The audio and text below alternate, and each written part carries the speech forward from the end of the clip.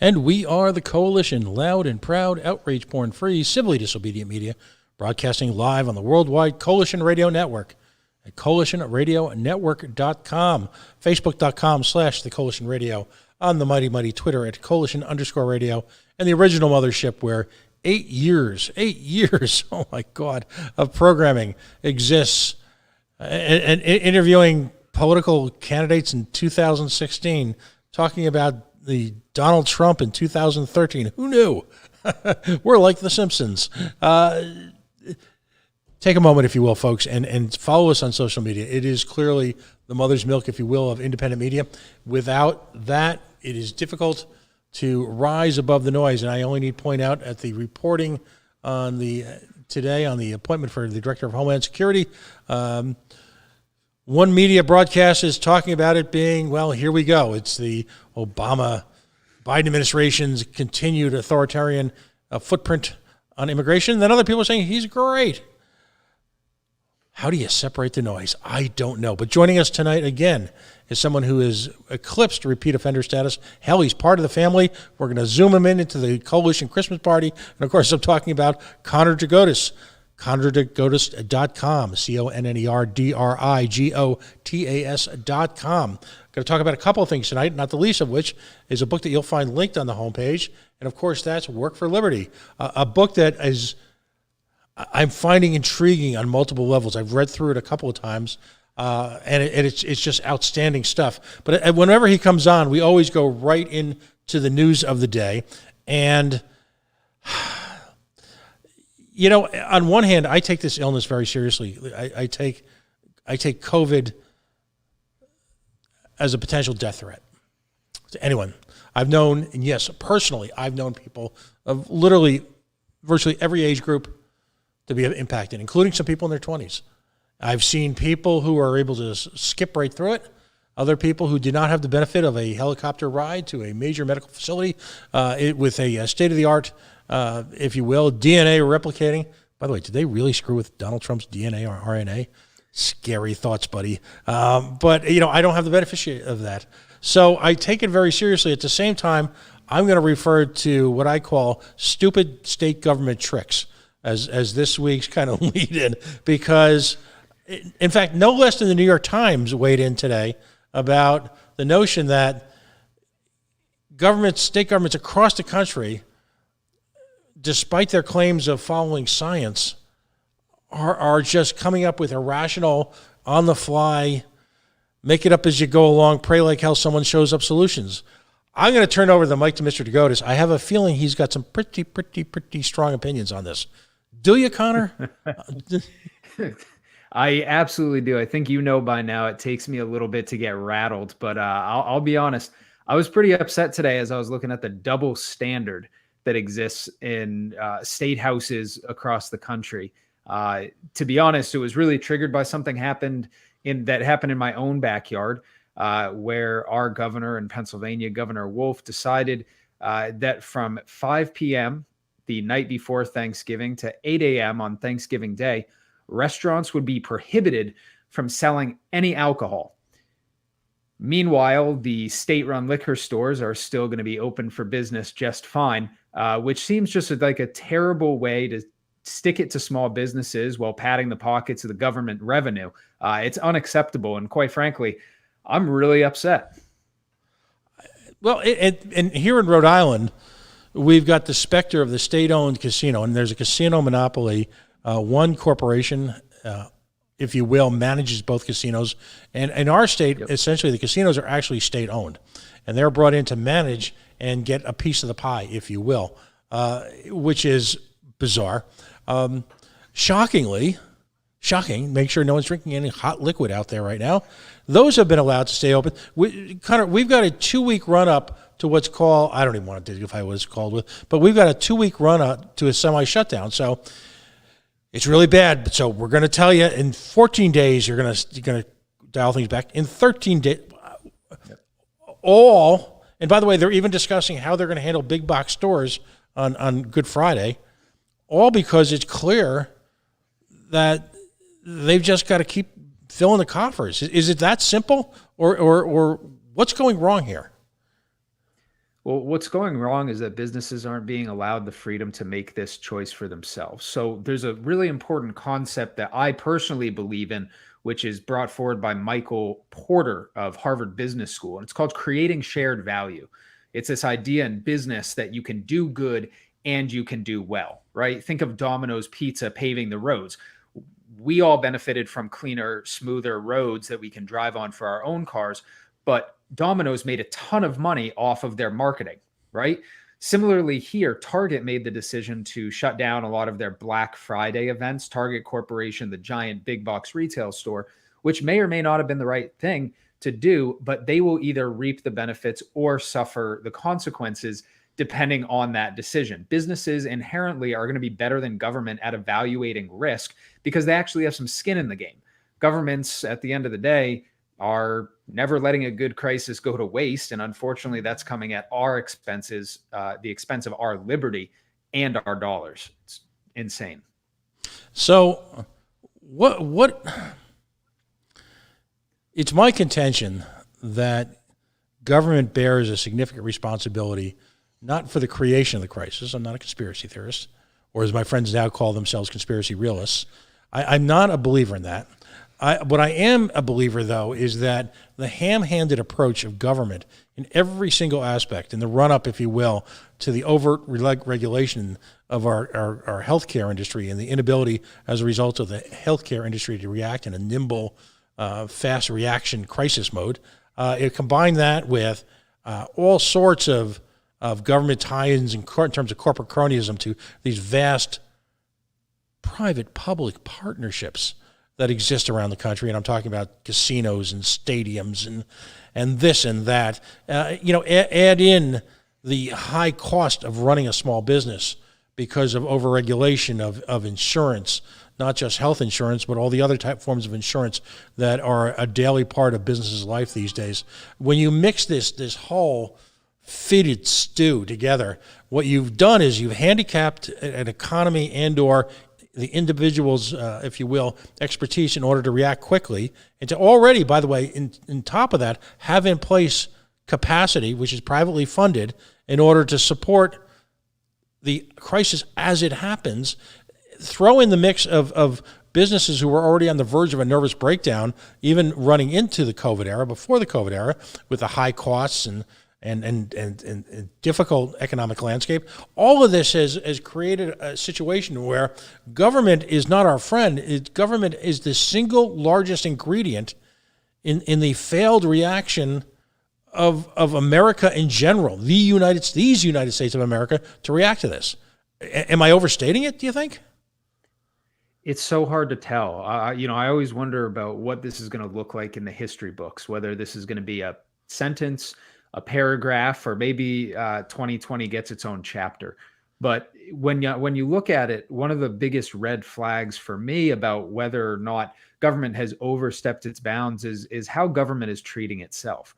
And I dropped the phrase before, double standard. And I think that's probably what's most troubling to me out of this entire situation. You look at Governor Newsom out of California, who, despite telling people they couldn't see their grandparents for Thanksgiving, limiting gatherings to no more than 3 households, went out to a very lavish birthday party at a very fancy restaurant with him and 50 of his closest best friends for someone's birthday in his administration.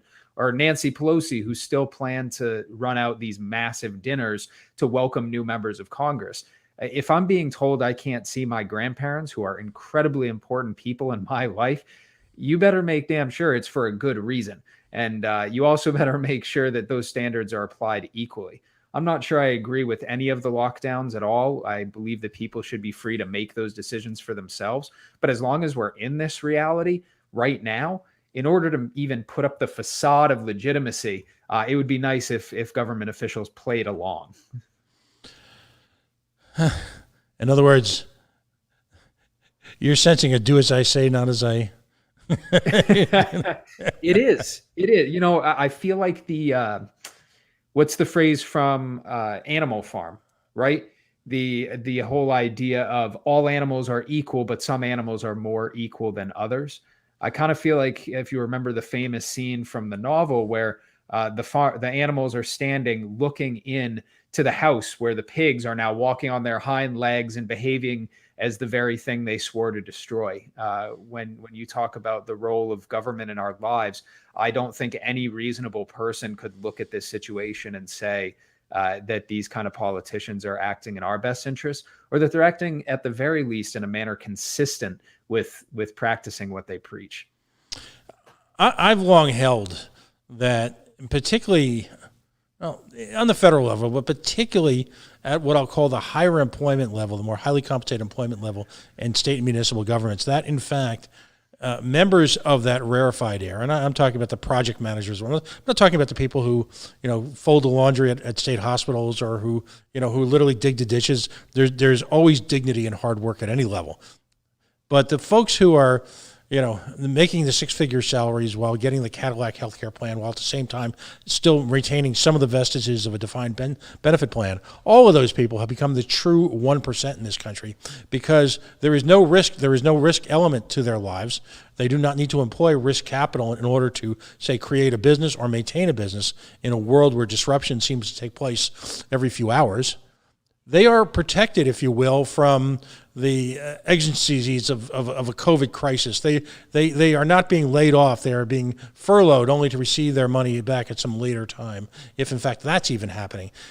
So all that's missing at this point between, as I like to say, Soviet worker paradise and, if you will, the upper levels of state and federal government, is the dollar stores, that were the hallmark of the Brezhnev era, where you actually got paid in dollars and you could go to the dollar stores and buy goods and services, while the rest of societies were virtually at the windshield, or at the window, if you will, doing that, blowing on the window so that they could see in and at least see what the other half looked like, or, as you pointed out so aptly, see that some, in fact, were more equal to others. Is that an overreaction?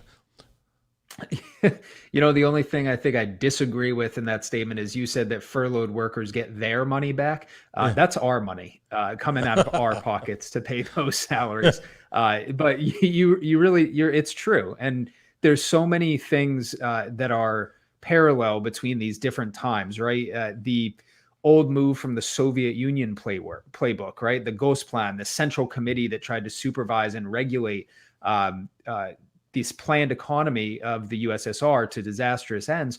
We're seeing the same thing now with Joe Biden coming up with something like his supply commander that would oversee the national supply of these goods, right? We're heading in a direction that in many ways we have been warned against so many times, from Washington and Madison and even Hamilton, in some cases, speaking out against partisanship and factions and parties, all the way through Tocqueville talking about the importance of how America could collapse in on itself.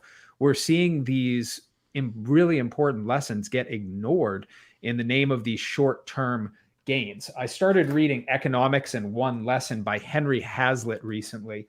And for some reason, it's one that's not crossed my desk recently.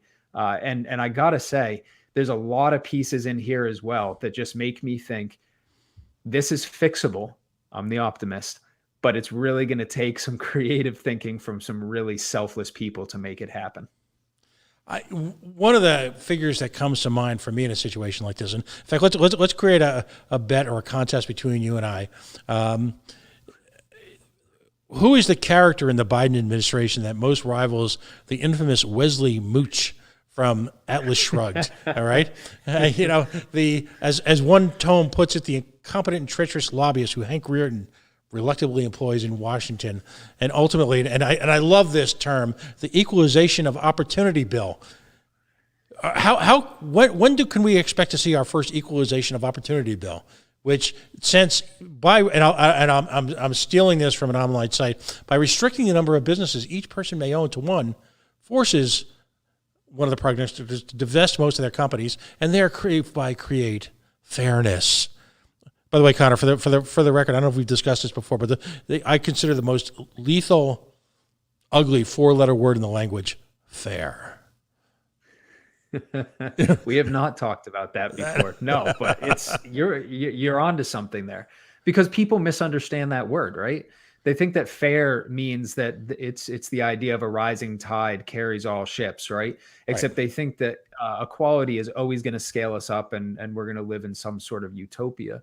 What history's shown us is that there are a lot of factors that go into creating a better world, and almost every single one of them involves the free market. It involves people getting together and creating things because they want to, not because they have a gun to their head being forced to. Uh, the world's greatest problems can be solved in that way, right? Going back to the creating shared value piece, the idea of doing good and doing well are somehow broken up in this discussion of modern day capitalism, when in reality, the real win of capitalism is saying, hey, you have something that's a value to me. I have something that's a value to you. Let's get together and make something great. That's still possible. And I think that's what we need to be working toward if this whole thing is going to work out. Well, and at what point do Americans, is this the crisis? And I'll play optimist in a sense, in a very dark way. Is this the crisis that if in fact the liberty movement, this we're going to ask you about your communication skills, how do we communicate this, where we finally see that government cannot protect us, government cannot save us, government will actually be a barrier to solutions, and understand that it is fundamental ingenuity of the individual in working alongside and working cooperatively with other individuals that is ultimately the savior to this country. Is this the crisis that may do that? I wish I was as optimistic. This is a weird role reversal. Normally I'm Mr. Optimistic, but I find myself on the other end. And the first thing that I think of is the Tea Party movement. Mm-hmm. This organization of people that, as I look at it right now, may have been ahead of their time when that group was so active and they were enacting change. They didn't really get as far as they could have. And in fact, as the movement petered out, they ended up in many ways consolidating their support from Tea Party groups that I've spoken to behind President Trump. And that was a tactical error if their goal was, in fact, more liberty, because it gave the Republican Party a cover to do so many things that are exactly in the wrong direction. I give credit where credit's due. Donald Trump has done a number of amazing things for this country, but he's far from perfect. And the result of his outlandish anger and constantly churning up his base is that we ended up with a Joe Biden at the end of it. And the danger there is far beyond anything that the Tea Party would want to see in reality. I mean, is that ultimately the fate of most movements? I mean, in this case, the Tea Party first, they were first hijacked, if you will, by social conservatives who tried to weave economic freedom in small government into, quite frankly, if you're a social conservative, you believe in large government. It's just a question of whether religion has taken the place of government for you. Is that the fate of these organizations, become co-opted at a certain point? How do you maintain both purity and strength? I mean, one could argue that the Libertarian Party is incredibly pure about their philosophy, about their statement of principles, about their platform. Yet, despite years of effort by people like myself, has yet to gain that kind of traction that the Tea Party did. How does that work? Yeah. There's something, a concept that I would prefer there, which is the concept of the first follower. So there's many interesting studies about human behavior showing that it does take someone unique or a group of people, a spearhead, to create a movement. But what really defines whether or not a movement is going to be successful is their first follower. Are they getting someone who's bought in, that's moving their mission in the same direction, or is it going to push it in a different direction? And I do believe in the power of successful movements, because we see successful movements all the time. Sure, they come in ebbs and flows, but even then, if they've served their purpose, I wouldn't say that co-opted or failed is an accurate way to describe those movements. Once things get going, and I believe liberty, independent of any party, is a winning concept. If we can get those followers along in our individual movements, these tiny ripples that we're making, whether it's criminal justice reform, marijuana legalization, right to try, all of these different libertarian ideas, anti-war being a big one right now in this moment, if we're creating those little ripples, those are going to grow together to a wave. We need to find first followers who are going to be allies in our lives, allies in our mission, not just people who take part of what we're going for and try to twist it for their own purposes. We need to be good teachers and good ambassadors in our communities. And inadvertently, I think you've given us a good setup for the next time we get together, which is discuss which of those issues, whether it be immigration and immigration justice, whether it be the wars, the endless series of wars, whether it be economic independence, what are those issues, if you will? I'll just put this out for fodder because we've only got a couple minutes. I want to touch on every time you come on your book, Work for Liberty. Which of those issues, if any one issue, is the one that we place our hopes on and really rally behind? Because it would appear that the liberty movement, including the Libertarian Party, is hopelessly diffused over a range of issues, and the spectrum of opinions about those issues within the movement itself. Is it time to focus on one issue and just work that? I'm not sure, and that's what I'd love to think about for the next time we get together. But I would be remiss if we didn't spend at least a couple minutes that you've got left talking about Work for Liberty. So let me throw out a proposition, if you want. Of course, this is the book by Connor Drigotas. We've got it linked on the Coalition Radio Network.com homepage. You can buy directly from Amazon, and it will be on your home in just a few days, as it was mine. Fascinating study, a real how-to to folks looking to get involved in the liberty movement. Well, that's superficially the first point of the book. But a second point of the book, and we talked last week about the Discord server and the chats in the if you will, the fact that this book has brought together so many people already of a variety of backgrounds and educations and career choices.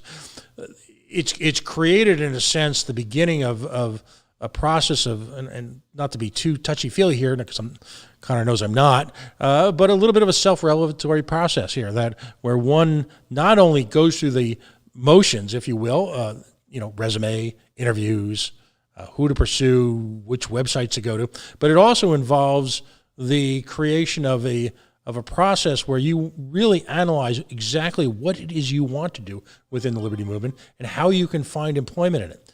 So I want to posture to you, if you will, a scenario that's actually more common than most people might think.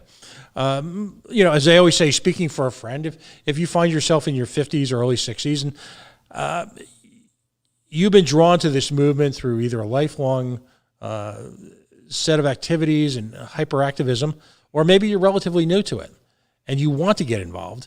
At the same time, the type of career opportunities that exist now, because of K Street, because of the legislation that's created PACs and super PACs, there are all sorts of job opportunities, if you will, for young people graduating from college with a government degree, or particularly if they've taken the next step and gotten a legal degree.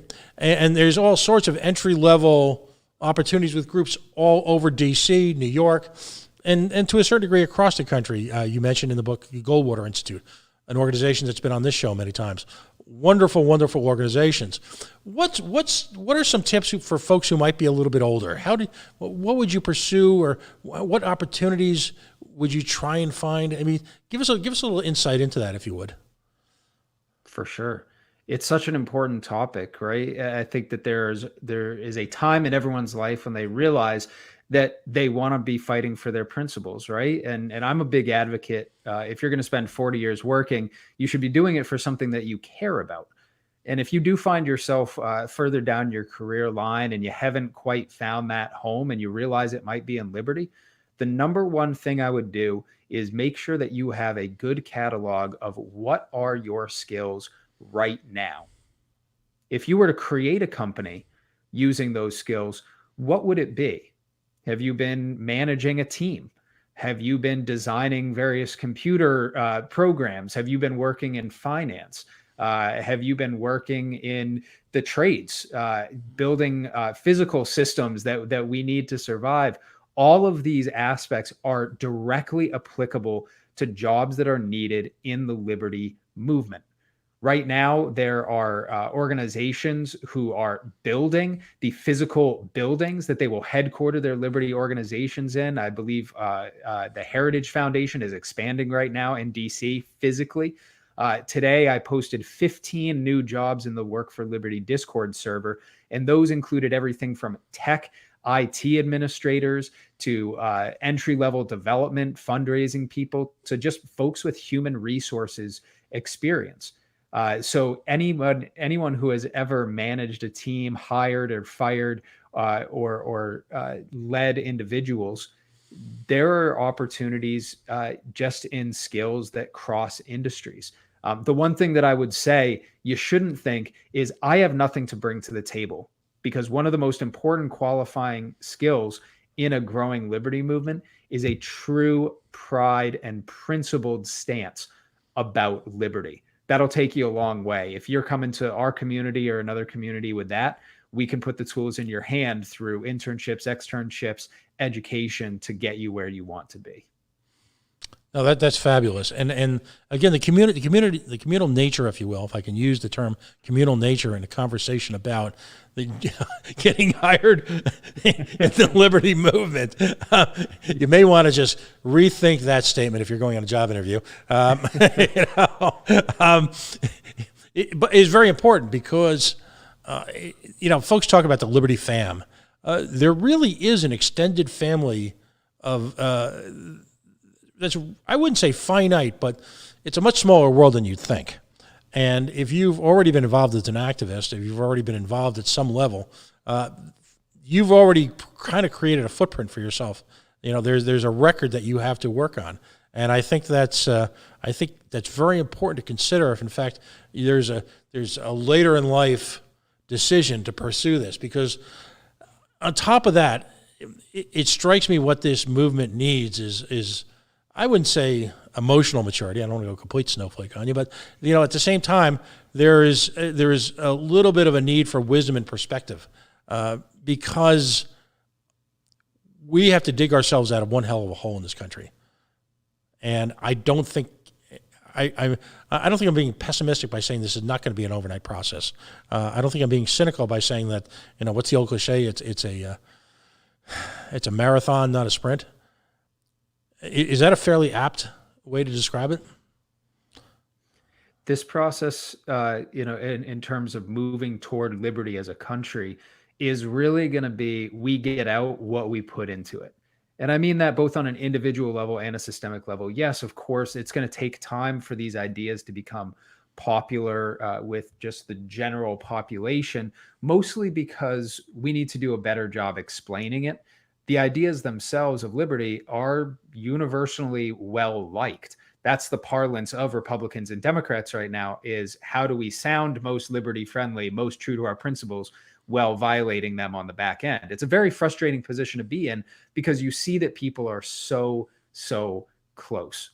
What I would say is that it's about finding these people and building these coalitions, these networks, because again, yes, individualism is wonderful. And one of the strengths of individualism isn't being a loner. It's about finding those people who you want to work with and realizing that you can engage in that voluntary exchange to build something that is truly valuable for not just you, but do good while doing well. And that is going to compound over the course of time.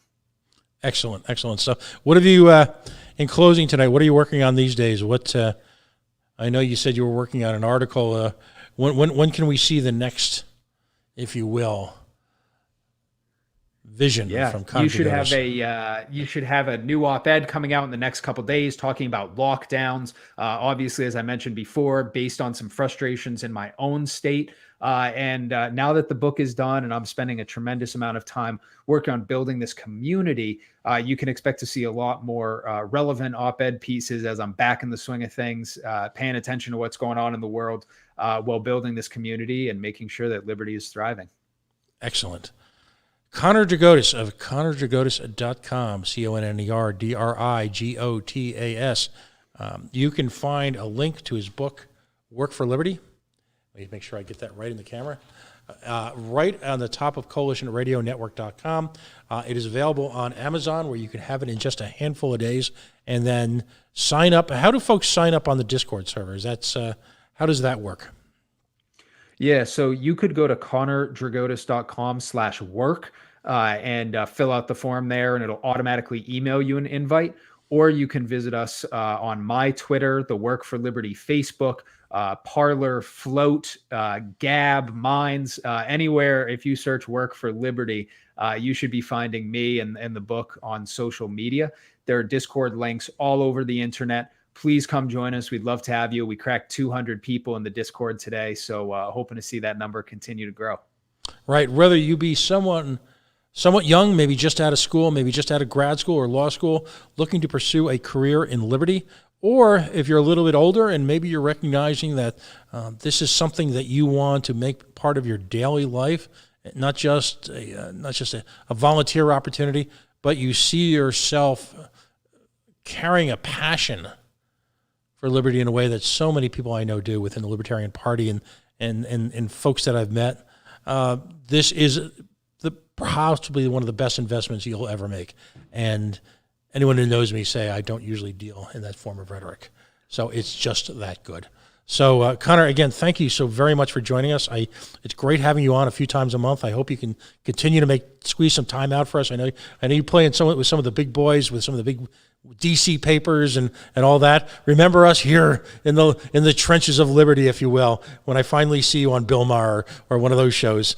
In fact, I think we need to start. Happy to be here. We need to start a petition. We need to get you on Bill Maher's show. I feel like you're the one person who can do the takedown that he, let's just say, he needs. That is one of the nicest things anyone's ever said to me. Thank you, Pat. I appreciate it. All right. I hope we would get a chance to talk to you again in the next week or so. Connor Drigotas. Folks, we're going to sign off for tonight. We are the Coalition, loud and proud, outrage porn-free, civilly disobedient media, broadcasting live on the worldwide Coalition Radio Network. Well, at coalitionradionetwork.com, facebook.com/the Coalition Radio, on the mighty Twitter at coalition_radio, and of course, the original mothership, coalitionradio.us, where I unearthed an interview with Gary Johnson from 2016. I unearthed an interview with the head of the Rhode Island ACLU, who talks about the history of the ACLU. There's awfully good stuff there if you're willing to spend a little bit of time. Most importantly, you're willing to separate yourself from, if you will, the Me Too mainstream media who reports on other people's reports, who ultimately base their reporting on a press report. Folks, have a great night. We'll see you soon.